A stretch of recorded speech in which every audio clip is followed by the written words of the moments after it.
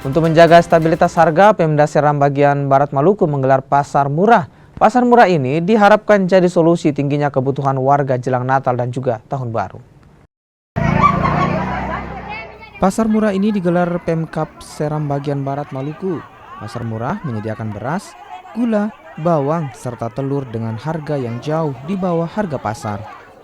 Pasar murah ini digelar untuk memastikan ketersediaan dan juga harga pangan tetap terjangkau. Karena kita barang yang 9 komoditi ini ada bersubsidi. Jadi barangnya mudah dijangkau oleh masyarakat. Dan itu beras kemasan 5 kilo premium, bukan medium.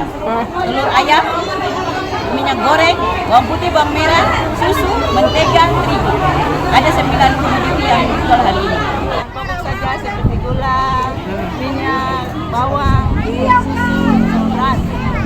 Iya, harapan kami sebagai masyarakat ini semoga lewat penjualan pangan murah, sembako murah ini mungkin lebih tingkat lagi bulan-bulan berikutnya.